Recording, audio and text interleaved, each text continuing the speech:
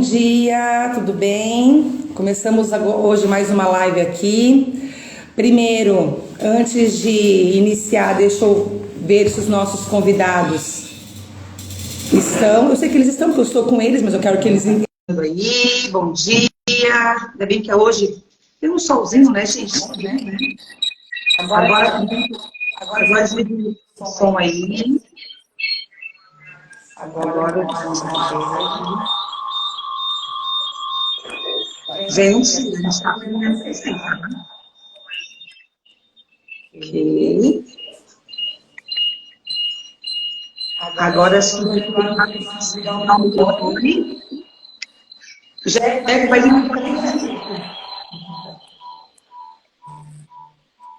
Já desliguei o microfone. Oba! Tudo certo, gente. É a nossa primeira vez. Eu tenho que olhar para aquela ali, para aquela ali, para aquela aqui. Tudo. Gente, não tem noção. Gente, professora virando blogueira, gente. Isso é uma coisa louca. Espera aqui. Falta só o doutor Eduardo agora. Bom dia, tudo bem? Começamos hoje mais uma live. Tu já concluiu? Já está ligado. Me deu uma solicitação para...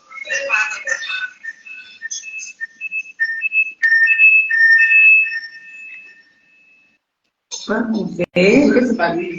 Não, eu acho que aí o Jeff vai consertar. Certo? O meu tá desligado. O meu Tá aí, como desliga o microfone? Aqui. Aqui. Aqui. Aperta.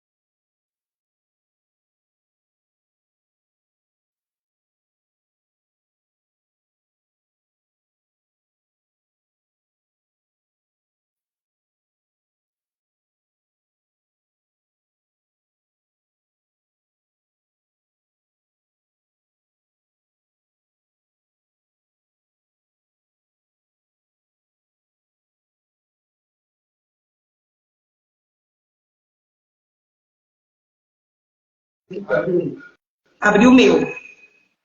Ok?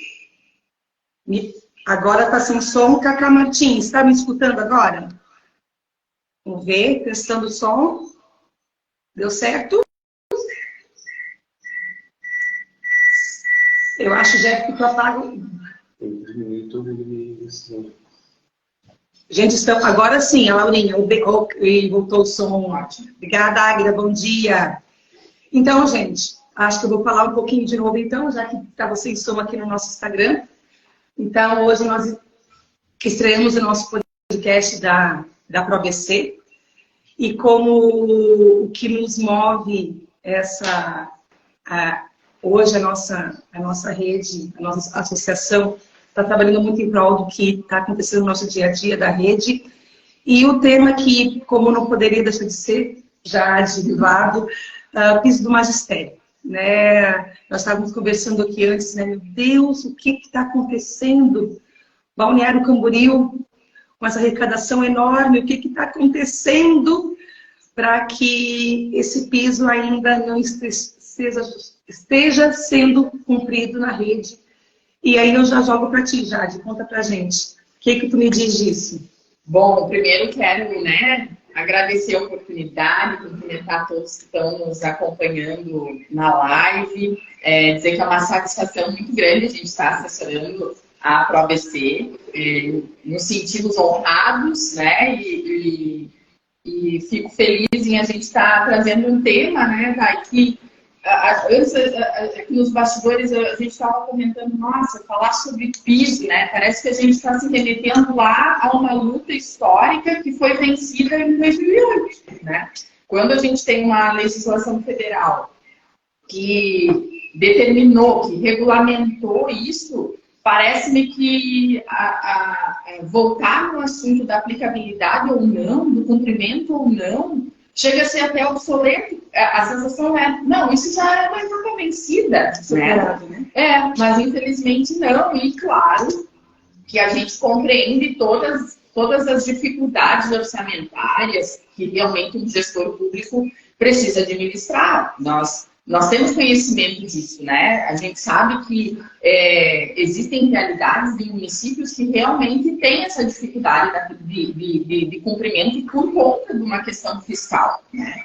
E o caminho, na verdade, que a gente precisa fazer é compreender se a administração pública está fazendo o que é necessário ser feito, ou seja, está fazendo uma gestão orçamentária correta para que a gente consiga ter o cumprimento da legislação, né? Então, quando a gente fala em piso, a gente está falando de uma conquista de valorização profissional, acima de tudo, de fomento ao sistema educacional público, né? E a gente não está falando, quando a gente fala de valorização profissional, a gente não está falando de uma proteção ao trabalhador, como outras regulamentações trabalhistas vêm caminhando. Não, o piso está relacionado ao reconhecimento. E a gente não precisa, que eu sou filha de professora, né? Então, também me sinto muito à vontade. Ninguém precisa falar da importância desses profissionais na vida de todos nós. Estamos aqui graças a eles, né? Então, isso para mim era uma etapa vencida, mas claro que existe essa dificuldade de aplicação e a gente tem que fazer esse exercício de realmente olhar para essas gestões municipais e compreender como que elas estão trabalhando com os seus orçamentos. Quando eu digo isso, eu falo porque o Tribunal de Contas de Santa Catarina, em 3 oportunidades, já se manifestou em relação ao piso salarial. A gente teve municípios como Bom Jardim da Serra, como Grão-Pará e Rodeio, que questionaram o Tribunal de Contas em relação à aplicação do piso, porque diziam não ser possível fazer o cumprimento da legislação, porque iriam extrapolar os gastos de despesa pessoal, que a lei de responsabilidade fiscal determina a sua margem lá de percentual, que não pode ser extrapolada. E o Tribunal de Contas de Santa Catarina foi unânime em todas as suas decisões. Elas são exatamente iguais no sentido de que cabe ao gestor público, ao secretário municipal de educação, ao prefeito, administrar o seu orçamento para que se cumpra. Ou seja, é obrigatoriedade o cumprimento perante o Tribunal de Contas. Ele entende dessa forma. E daí eu vou te dizer, então se eu for cumprir, eu vou extrapolar as minhas despesas de pessoal, que a LRF diz que eu não posso extrapolar. Sim. O Tribunal de Contas, nessas decisões, já diz. Nesses casos em que há extrapolação, existe uma exceção que está prevista lá no artigo 22, parágrafo único, inciso 1º, da Lei de Responsabilidade Fiscal, que fala que quando a extrapolação dessa despesa vem em decorrência de uma concessão de um aumento derivado, ou seja, derivado de uma legislação federal que o obriga a cumprir, o município está isento. As contas elas serão aprovadas, mesmo extrapolando essa despesa. Mas o tribunal joga a responsabilidade de fato para os municípios. Eles precisam encontrar alternativas, reduzir as suas despesas, mexer no seu orçamento para que o piso seja cumprido. Arrumar a casa, arrumar as contas. Isso é uma decisão e isso é um ponto positivo, Dai, porque já sinaliza um posicionamento de um órgão que já alertou esses municípios dizendo: iremos analisar com critério quando essas contas virem para cá, quando elas passarão por uma aprovação. Ou seja, é um alerta para que todos os municípios comecem a se preocupar realmente no caso de quem não está aplicando essa legislação. Essa dúvida já, quando você me diz assim, ó, comecem, né? Essa discussão, a gente já estava vislumbrando ela lá em 2021, no final de 2021, quando já sai uma projeção do piso, né? E a gente olha, a administração já sabia lá em 2021 qual seria a projeção do piso. Em 2022 houve a projeção, o piso já não foi pago em Balneário Camboriú, né? O ano vira e nós estamos em 2023 e isso se repete, né? E aí, doutor Eduardo, eu te pergunto, né? A situação hoje em dia a administração nos diz, não, mas somente 30 e poucos professores não recebem o piso. O que esses professores estão reclamando? Todos, olha, são 2.000 professores. Só 30 não ganham o piso. O que esses professores estão reclamando tanto? O que é isso, doutor? Explica pra gente. Então, da mesma forma, quero iniciar aqui cumprimentando todos que nos acompanham, cumprimentando a professora Daiane, presidente da ProBC, cumprimentar a minha colega, minha esposa, minha companheira Jade aqui, trazendo aqui o seu conhecimento sobre a administração pública, que muitos que estão nos acompanhando aqui estavam com saudades de ouvir a Jade, com tanta propriedade, né, falar para a gente em administração, né? Eu quero entrar aqui especificamente no ponto jurídico, que é a situação que a administração hoje busca justificar que o piso é cumprido, né, e não é cumprido apenas para um pouco mais de 3 dezenas de professoras. Né? E esse é o grande, eu digo, é o grande exercício que o administrador tem que fazer quando vai interpretar a norma. Né? Então, eu falo muito, quando você vai interpretar a norma sobre uma legislação que cria despesa, se eu estou do lado da administração pública, eu interpreto pró-fisco. Se eu estou do outro lado, do lado do servidor, né, eu interpreto pró-servidor público. Nesse caso, nós temos aqui uma interpretação de que o reajuste anual que a legislação federal estabelece, no nosso entendimento, ela deve ser aplicada de forma linear aos profissionais da educação. Ou seja, aquele que recebe o piso nacional no âmbito do município, o reajuste serve apenas como parâmetro para que os municípios apliquem o percentual a esses profissionais. Por quê? Porque se assim não fosse, nós não teríamos sentido que a lei estabelecesse um percentual maior do que o percentual da inflação ou de reposição. Ou seja, nós teríamos achatamento, como sempre ocorreu, não só na carreira de educação, mas em outras carreiras. E a partir de então, nós fizemos um estudo, junto com a ProBC, junto com profissionais da área contábil, verificando que a aplicação do piso de forma linear, ela serve justamente para você valorizar cada carreira de forma individual. Nós temos já a ação judicial hoje protocolizada pela associação para justamente trazer também as decisões do Poder Judiciário, já se manifestou a respeito disso, e também, talvez, trazer a segurança jurídica que o município precisa. Por quê? Porque eu digo, esse juízo de valor político eu deixo para a associação. Né? Eu não estou aqui para fazer juízo de valor a respeito da vontade do prefeito e da administração em reajustar.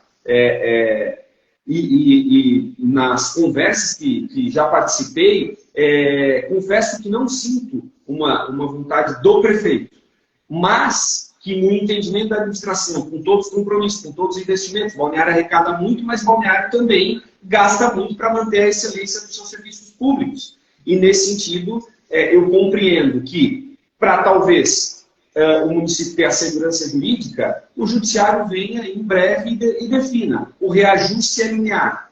E daí, a partir de então, essas medidas que a Jade comentou, de readequação administrativa para cumprimento desse reajuste, né, e também a segurança que o Tribunal de Contas já deu nas decisões, recai um conforto maior para que o administrador assim possa cumprir, né? Alguns administradores acabam por cumprir independente de decisão judicial, e daí é o princípio, né, lá da conveniência, oportunidade e entendimento que o administrador tem. E outros administradores, né, elegem um entendimento a respeito daquilo que é, de fato, remuneração líquida, aquilo que é piso, aquilo que incorpora ao salário e aquilo que não incorpora. Então, a gente está diante de muito conceito jurídico, administrativo, trabalhista e constitucional a respeito desses proventos. Então, se a gente pegar apenas o piso base, né, a gente vai interpretar de uma forma, não, só tem que cumprir para aqueles que não atingem,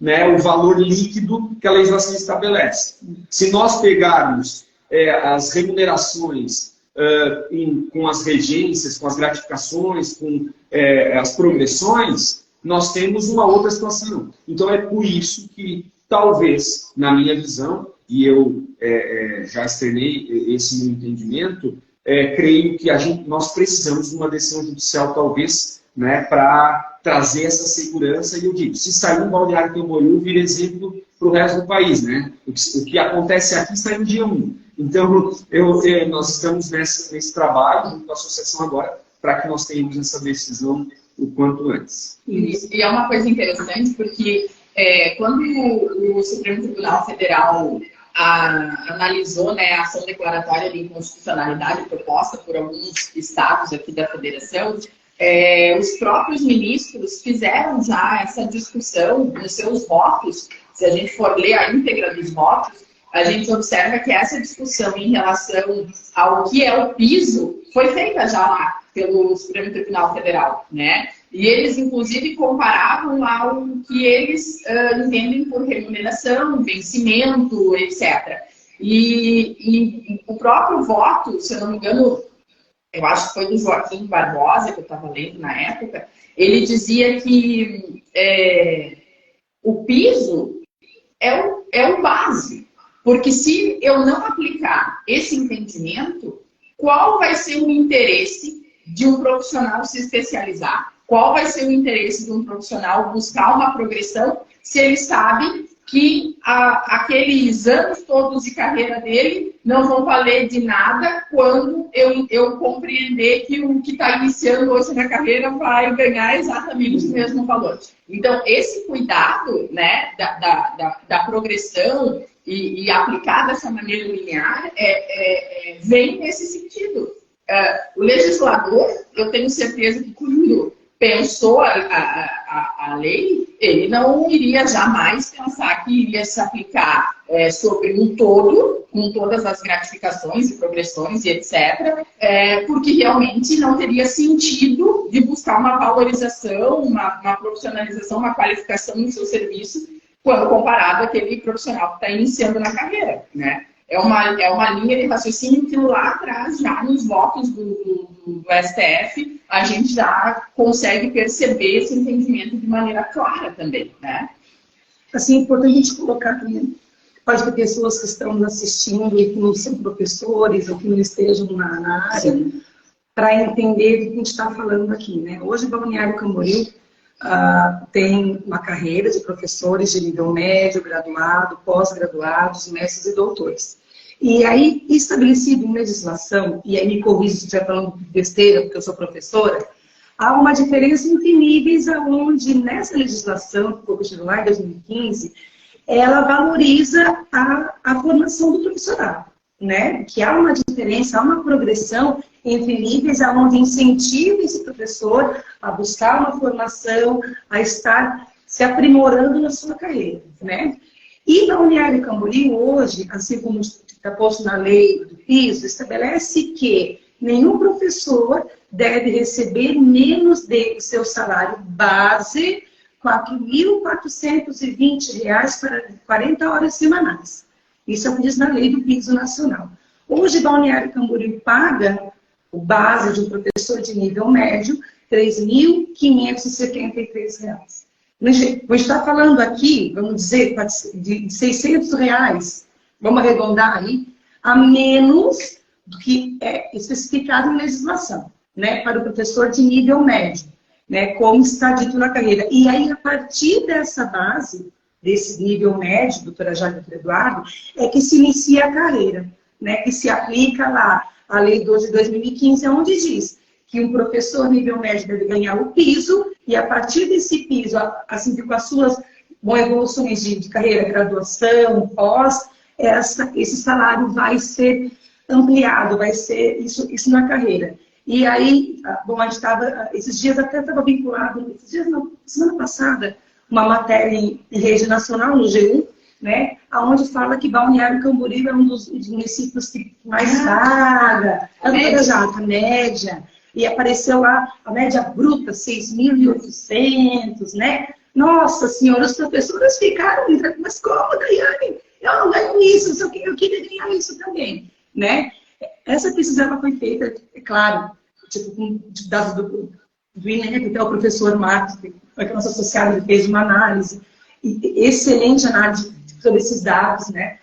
E traz a questão do bruto de um profissional, e ele traz uma situação que me é muito cara, muito específica, quando diz o seguinte: nós, professores, não temos que ter vergonha dos nossos salários, né? Nós trabalhamos para isso. E aí, essa valorização que a gente traz, tipo, quando ela foi instituída, lá em 2008, nessa luta, nessa conquista que a gente achou que já tinha se findado, mas o professor nunca para de lutar, nunca para de brigar, parece que é uma coisa, um professor, que... bom, vamos comparar um professor, um profissional com pós-graduação, com mestrado, no mercado de trabalho. Quanto ganha um engenheiro, um arquiteto, né? E quanto ganha um professor? E essa legislação, ela veio para isso, na verdade, para buscar equiparar esses vencimentos de um professor, de um profissional da educação, que se forma, tem graduação, pós-graduação, e que ele possa viver dignamente. E aí eu digo agora em Balneário Camboriú, né? Porque viver dignamente em Balneário Camboriú é um desafio maior ainda, né? E aí, voltando à situação de mídia, esse dia saiu também, o professor mandou para a gente, doutora Jade, sobre a situação de Bombinhas. Parece que uma decisão também favorável para esse município. Você sabe alguma coisa nesse sentido? Sim, saiu uma decisão. Bombinhas é uma situação que não é semelhante a Balneário Camboriú, no que nós estamos hoje discutindo judicialmente, né? Bombinhas, o sindicato lá ingressou com uma ação judicial pelo fato de que o município propôs o projeto de lei com a previsão da aplicação do piso conforme a legislação federal estabelece, só que em Bombinhas não foi previsto nesse projeto de lei a retroatividade do pagamento. Ou seja, o projeto foi aprovado meses depois e em que pese o sindicato lá ter alertado tanto os vereadores quanto a própria administração pública da necessidade de se fazer uma emenda no projeto para que estabelecesse que os efeitos daquela lei retroagiriam a 1º de janeiro, que é a data base estabelecida pela lei federal, lá em Bombinhas não fizeram. Então, o prefeito sancionou e, de fato, aplicou o percentual correto do reajuste do piso salarial, porém não retroagiu.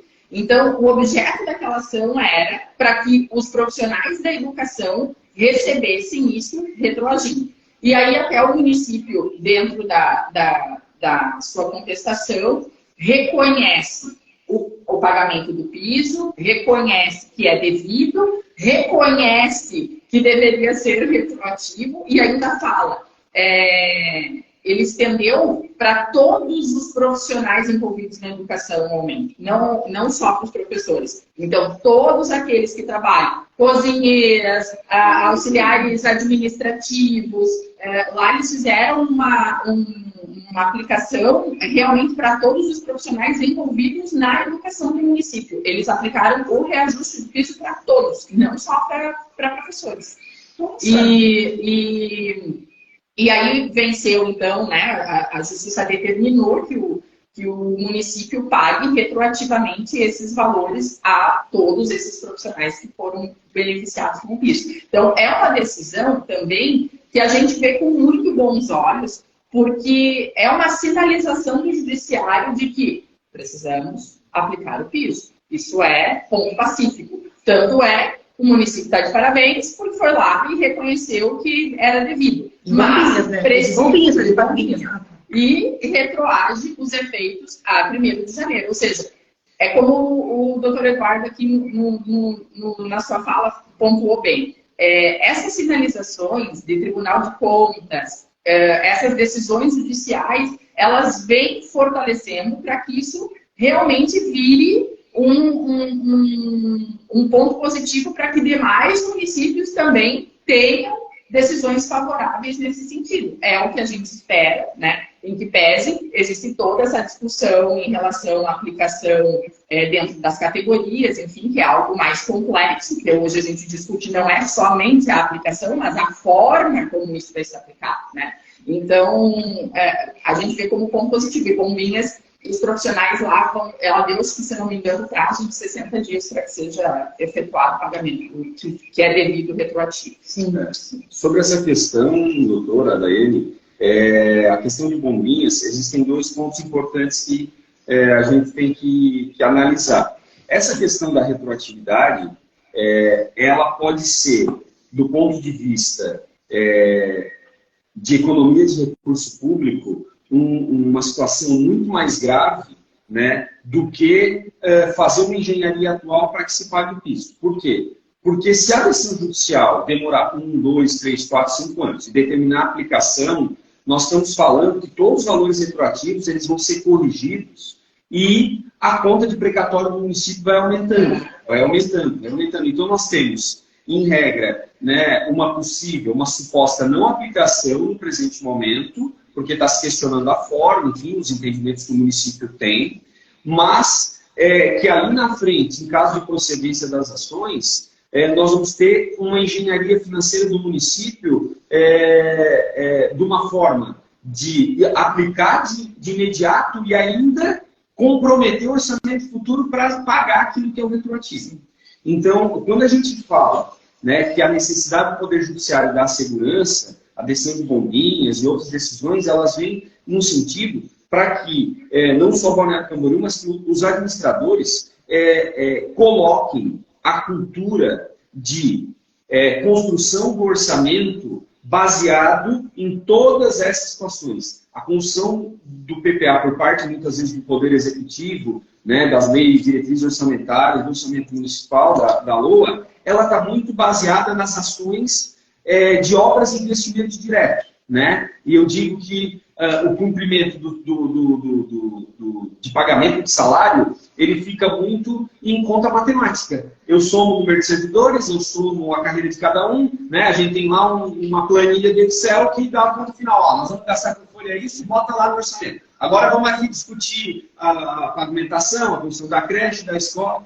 Né? Então eu vejo que o mesmo cuidado com que a vontade política vem, né, para trazer essa questão da obra, daquilo que é visto a olho nu pelo contribuinte, também tem que ter esse cuidado técnico, né, para o fechamento tanto das contas, mas também a garantia desses cumprimentos. Né? Porque a ideia que nós buscamos, né, sempre que assessoramos associações, sindicatos, é justamente tentar para que não ocorra ação judicial. Né? A nossa ideia é para que não ocorra ação judicial. Né? E o segundo ponto que eu queria destacar é o ponto que nós temos que trabalhar também em conjunto e que é uma situação que eu já abordei numa live anterior aqui da ProBC, que são os reflexos para as aposentadorias. Nós estamos tendo deficiências e nós estamos tendo inseguranças na interpretação das carreiras de educação, tá?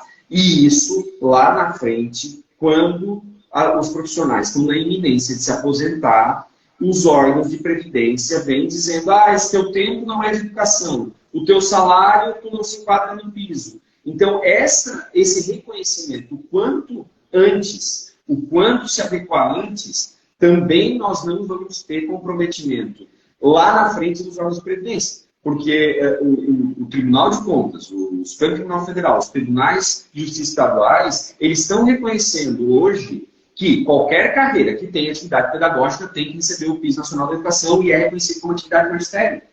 né? E os profissionais dos municípios e dos estados têm uma resistência absurda, né? De que se não está escrito lá no contra-cheque que é professor, não vai receber e não vai se aposentar com a aposentadoria especial. Né? Então, eu acho que essa luta do piso ela tem que estar muito casada com o futuro desses profissionais também, lá no fim da sua carreira, né? Que a gente pensa muito mais no imediato, né? Não recebi meu salário esse ano e preciso receber. Mas a gente sabe que isso gera um reflexo não só para os anos seguintes, mas também, né, para o momento em que esse profissional encerrar e for desfrutar da sua aposentadoria. E fazendo um gancho, né? Agora, ouvindo a fala do Eduardo, eu me alertei para uma situação, né? Às vezes, a gente pensa assim, mas Balneário Camboriú tem uma arrecadação desse tamanho e não consegue pagar o piso e de fato, a folha é uma despesa considerável para o nosso município, a gente sabe dessa realidade, mas quando a gente para pensar que o recurso que vem do governo federal através do Fundeb, 70% dele é utilizado para pagamento já direcionado, né? Ou seja, já vem uma verba que é carimbada. O governo federal vai lá e manda o recurso através do Fundeb. E diz que desse recurso, 70% pode ser aplicado, deve ser aplicado em pagamento de pessoal. É exclusivamente para isso. Ou seja, a gente está falando que, em regra, o município tem uma contrapartida do restante, né? Sim. Porque o governo federal já encaminha esse valor. Né? E tanto que a legislação lá de 2008 estabeleceu lá que os municípios que tivessem dificuldades caberia ao governo federal fazer o exercício de como auxiliar nessa diferença, no caso, que faltaria para que o profissional da educação tivesse a garantia da aplicação do piso. Ou seja, é realmente uma engenharia orçamentária. O que falta é realmente a gente pegar esse orçamento, desdobrar e elencar as prioridades. Exatamente. Assim, quando a gente fala de onde o Fundeb, eu tive ontem até conversando com uma colega sobre o assunto, e aí quando a gente analisa as contas do Fundeb, vê os relatórios disponíveis no portal da transparência, enfim, as informações que nós conseguimos, né, dessa forma coletar é que o município ele recebe cerca de 9 milhões, né, do Fundeb para a Folha. E desses 9 milhões, ele usa 98% para a folha. Né? Então, ele deveria usar 70%. Isso são os relatórios que nos dizem, né? E que ele usa 98% para a folha. Então, praticamente todo o recurso do Fundeb é usado para a folha de pagamento. E ainda assim, o município tem uma contrapartida que esse valor a gente não consegue ter acesso, saber ainda, estamos em busca dessas informações, né? E aí a gente pensa, poxa vida, como está o planejamento? Né? Se a verba é disponibilizada, por quê? Até 2021, eram 6 milhões. Quando se amplia o valor do piso, também se amplia o valor do repasse. Porque, na verdade, isso está vinculado ao Fundeb. Então, assim, o cálculo que se chega do reajuste do piso é o valor aluno. É essa conta. Então, eu pego os meus últimos 2 anos, vejo o que foi aplicado em educação, para ver qual é o custo que esse aluno tem para o município. O governo federal faz essa média e lá estabelece. O custo do aluno era, claro, hipoteticamente falando, era R$ 3.200 e agora é R$ 3.500. Então, essa diferença de R$ 300 é calculada a porcentagem. Sim. E aí nasce o reajuste do piso e automaticamente isso é aplicado nas contas do Fundeb e o repasse também vem casado com o mesmo percentual que foi do piso. E, claro, existem hoje inúmeras discussões em relação a essa conta, né? Eu falo discussões a nível federal, porque municípios também dizem que vai chegar no momento em que não teríamos condições de fazer um cálculo assim, pura e simplesmente com o valor aluno, que deveria ser feita uma outra conta para que fosse reajustado pelo IPCA, utilizasse outros índices e tudo mais. Aí eles fazem uma conta de que a inflação foi muito menor do que o piso nesses últimos anos. Então, por isso que os municípios teriam essa dificuldade de pagamento. Existem projetos de lei diversos, né, que estão tramitando na Câmara dos Deputados para que seja revista essa porcentagem, a forma de cálculo do piso do magistério. Não vamos entrar nesse mérito. É outra live. Exatamente. Apesar de ser um tema também que é muita informação, muito conteúdo e pode ser tratado na outra, mas, Daiane, Jade, é importante falar que o governo federal, quando institui o piso nacional, como institui uma série de políticas nacionais, não se tem os estudos necessários sobre o impacto que essas legislações vão causar nos cofres dos municípios. Então, nós temos, muitas vezes, né, e eu digo que nós tivemos uma troca de governo federal, né, e que na aprovação agora do pacote fiscal, a gente conseguiu verificar muito bem, comparando com o pacote fiscal do governo anterior e com o pacote fiscal do governo Temer, que os orçamentos estão pautados em visões na aplicação do recurso. Os gestores têm visões mais conservadoras, mais austeras, e alguns têm visões de que o recurso público tem que ser gasto mesmo, né, com o social, enfim. Então, os cortes que são feitos nos orçamentos, em determinadas gestões, a gente não consegue compreender por que corta em saúde e educação e mantém em segurança, por exemplo, e outros por que né, é o inverso. Nesse governo atual específico, nós podemos ver que o pacote fiscal, por exemplo, os recursos lá que estavam previstos para o Fundeb ficaram de fora. Ou seja, se ficaram de fora, é porque se compreende que esses recursos são importantes e não devem ser diminuídos.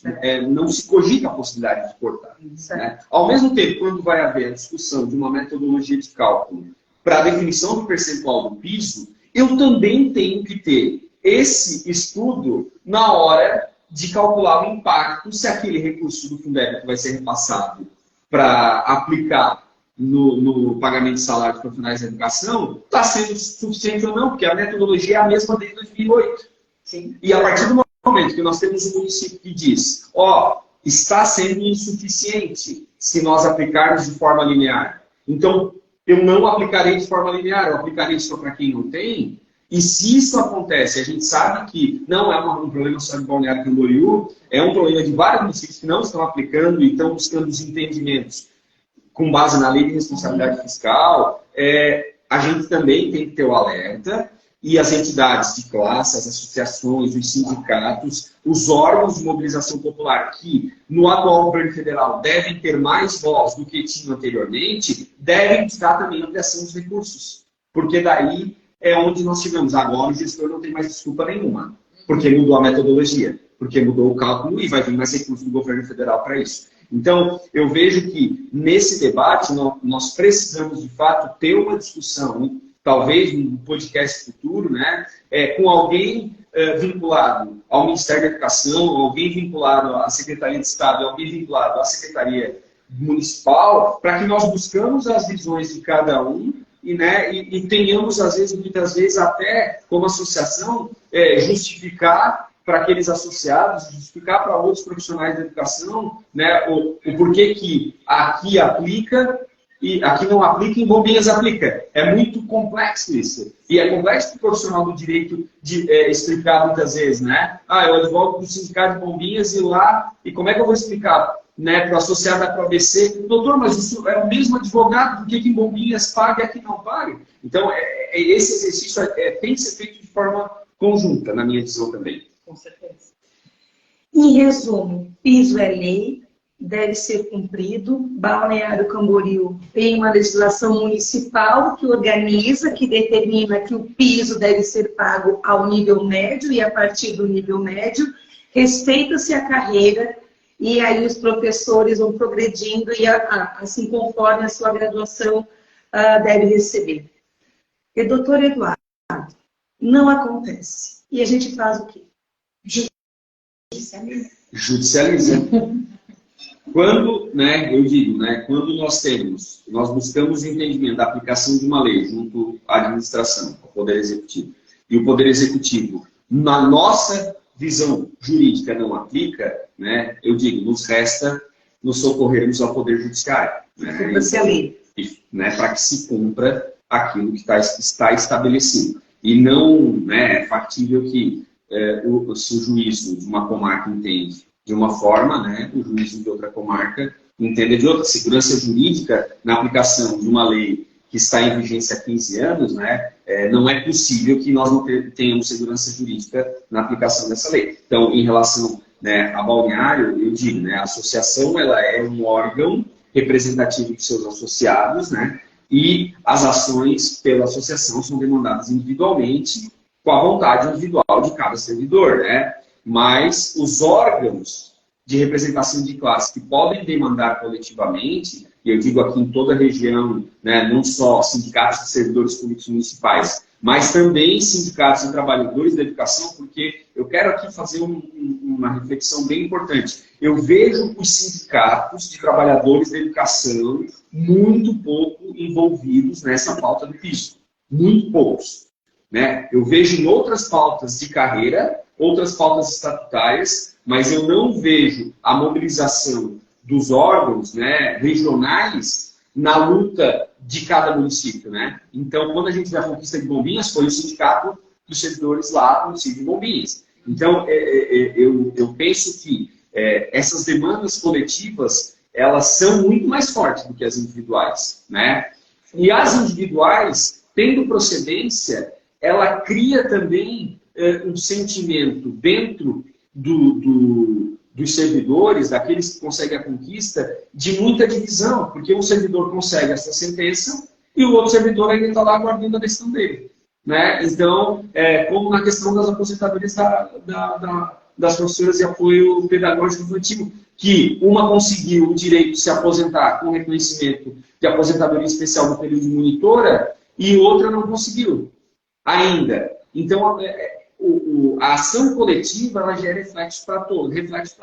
Então, por isso que eu penso que a conversa, o diálogo, todas as formas, elas têm que existir com a administração, com o poder público, né? Mas algumas pautas não podem se alastrar muito tempo. Nós temos que dialogar. Se não chegamos no diálogo, nós temos que judicializar. E nós temos, a associação, na realidade, tem buscado, através daqueles associados que têm interesse, judicializar, e nós devemos ter os desfechos, enfim, que o Poder Judiciário vai dar. Mas que no nosso entendimento, hoje não vem sendo aplicado. Certo, correto, correto. E é importante dizer, né, Nay, assim, às vezes a gente acha que Balneário é uma realidade isolada, não é uma realidade isolada, né? A gente tem dados de que em 2022, somente 1.250 municípios do país aplicaram o piso. Ou seja, 31%. É muito pouco. Então, a gente está falando em dados de que 10% dos municípios repôs a inflação. E 24% deu um percentual aleatório. Sim. E a gente está falando de 12% de municípios que não deram nada. Então, assim, é um exercício que tem que ser feito, é uma discussão que precisa ser feita. A gente precisa realmente das entidades, dos sindicatos, das associações, dos simpatizantes dessa causa, de tantos outros profissionais, que exista essa mobilização nessa discussão para que se tenha realmente uma segurança jurídica para os próprios gestores. Eu tenho certeza que nenhum gestor público se orgulha em não pagar o piso. Eu tenho certeza. Todos gostariam de pagar o piso. E a gente reconhece as dificuldades orçamentárias, é claro que existem, mas a gente precisa ter uma mobilização para que essa causa realmente, ela é sensível, ela chegue aonde deve ser o ponto principal. A segurança jurídica que a gente busca através dessas ações judiciais vão, de certa forma, nortear toda a administração num planejamento correto orçamentário, no planejamento de ações, na hora de sentar e elaborar. Desde quando tu vai lá e te propõe a ser um candidato a prefeito, você vai ter a responsabilidade de sentar e prometer, não sonhos, né? O que é possível. Perfeito. Ou seja, a gente começa a trabalhar com uma realidade numérica real. Eu sei que do meu orçamento, tantos por cento eu vou ter que destinar para a folha. Ou seja, eu não posso aqui ficar inventando. E eu tenho um apoio do governo federal, através do Fundeb, sim, eu tenho, mas é uma realidade. Ou seja, é um desafio. Eu falo que cada vez mais a gestão pública ela tem que ser mais capacitada, mais profissional. As pessoas que têm essa responsabilidade, elas têm que ter daí uma capacidade realmente administrativa. Sim. A gente não pode mais encarar isso de forma amadora. A gente não pode ficar no chute. Eu não posso tentar dizer, ano que vem eu vou precisar talvez de mais ou menos. Não, não é mais ou menos. A gente tem que ter uma realidade fática mesmo, né? Então, que a gente consiga sensibilizar. Eu li diversos pontos negativos, inclusive, nas confederações nacionais de trabalhadores, da falta de mobilização deles também, dessa discussão. Mobilização que trouxe não é só uma questão regional, é uma questão nacional, né? E aqui a gente não precisa falar mais da importância do professor. Isso é um assunto que também, meu Deus, né? Se a gente deve discutir essa necessidade de valorização, longe disso. Claro que existem outras categorias que também merecem a sua valorização, merecem ter os seus pisos, né? Tem tantas outras categorias que não têm também piso definido. Mas a gente hoje está pontuando isso. E é um passo importante que tem que ser dado. E a gente espera que a gente consiga sensibilizar. Se não for pelo caminho do diálogo, que a gente consiga ter indicativos através das ações judiciais. Né? Seria tão mais simples e mais fácil se esse diálogo fosse aberto com uma categoria, se isso fosse disponibilizado e assim, vamos colocar as cartas na mesa e falar sobre, né? E aqui, acho que já está encaminhando para o final, mas antes de nós encerrarmos, eu quero fazer um convite para quem está nos acompanhando. Está iniciando agora um novo processo de construção e discussão do novo Plano Nacional de Educação. Né? Ano que vem se finaliza o plano dos últimos 10 anos, que foi discutido lá em 2014, onde nasceu a discussão do magistério, onde se fala da meta 18, que é de valorização do magistério, e que o PISA está lá dentro. Ele foi uma situação já planejada, discutida com a categoria, com toda a sociedade. Né? E esse plano se finda ano que vem, e nós estamos agora iniciando o processo de construção esse novo decênio, de 2025 a 2035. A gente sabe que no próximo mês vai haver um movimento municipal, esperamos que a gente possa ter voz ativa enquanto professores que estão no chão da sala de aula e que vivem o dia a dia da sala de aula, que essas perspectivas, essas deliberações sejam discutidas com o grupo e não sejam feitas em gabinete, né? Porque é necessário que quem está em sala de aula tenha a sua voz e o seu pensamento respeitado, e a partir daí tem um movimento estadual e um movimento nacional para que a gente possa, nos próximos 10 anos, porque o nosso plano municipal, ele vincula até 2025, ano que vem, então, no outro ano, ele vincula a nossa carreira ao piso. Porém, em 2026 já não está mais vinculado. A nossa tabelinha lá na ANEX, na lei de 2015, nós temos essa segurança jurídica de vinculação ao piso até 2025. E aí? 2026. Acontece o quê? E é nesse movimento agora de construção de coletivo, de planejamento do plano nacional, plano estadual, plano municipal, que nós, professores, especialistas, temos que ocupar espaço, fazer a nossa voz valer e ver e planejar e projetar, organizar. Acho que é muito de professor de planejar. Até esses dias eu dei uma entrevista no canal de TV e eles marcaram assim, no rodapé, planejamento, porque é ato de professor planejar. E deveria ser o ato também do administrador público, né? Planejar, saber o que ele vai fazer com a cidade, com o que ele se propôs a fazer, né? Porque se está lá, é porque ele se propôs a fazer, então agora tem que colocar a mão na massa. Doutor Eduardo, doutora Jade, muito obrigada pelo tempo, pela disponibilidade, pelo nosso primeiro podcast. Quero agradecer mesmo de coração. Gente, é o nosso primeiro. Desculpa as adaptações, a gente vai melhorar nas próximas, né? Nos mandem indicações de sugestões de outros temas que a gente pode estar trazendo. Essa live ela vai para o nosso YouTube, tá? Vai ficar também no YouTube da Martins e Ribeiro, eu acredito. E é isso. a palavra que vocês quiserem finalizar. Sim, Dai, eu quero agradecer, né, mais uma vez essa oportunidade. Foi nosso primeiro bate-papo. Eu acho que realmente é isso, é trazer informações que sejam interessantes e dessa forma descontraída, né? São muitos questionamentos, a gente recebe muitos comentários e a gente precisa realmente utilizar esses espaços de fala, né? E fazer esse trabalho aqui de live, de podcast, enfim, é uma forma de abrir essa discussão, de fomentar essa discussão e a ProABC está de parabéns por isso, né? De manter esse contato com o seu filiado, de manter essa relação de informação e transparência também, né? De que vocês, dessa forma, demonstram o trabalho que vocês estão fazendo, dessa luta, que ela é uma luta diária, cotidiana, né? Em busca de valorização profissional.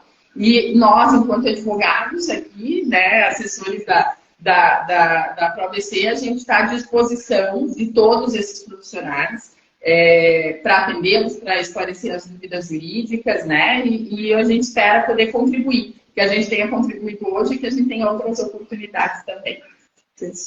Da mesma forma, quero agradecer a todos aqui que interagiram, tem vários questionamentos, eu acho que esses questionamentos, né, depois da live, a gente vai individualmente em contato, porque tem temas muito específicos, né, e a gente acaba na live trazendo os panoramas gerais, jurídicos, enfim, né, e agradecer a iniciativa. Eu penso que a rotina, não deixar a discussão ficar pontuada apenas naquele momento, faz com que todos estejam vigilantes na aplicação das leis, enfim, na garantia, né, dos direitos de todos os servidores, enfim, aqui no caso da educação. E também eu penso que é importante fazer um registro sobre os profissionais da educação das escolas privadas, particulares, né, porque esses profissionais, eles são, muitos deles têm dupla jornada no público e no privado, né? Então, os direitos envolvem todos os profissionais, né? E nesse sentido, também quero fazer o cumprimento, porque teve vários que ficaram nos acompanhando aqui. A gente agradece, muito obrigada. Nos sigam nas redes sociais, no YouTube, Instagram. E é isso, gente. Muito obrigada. Bom almoço para vocês. Bom final de semana. Tchau, tchau.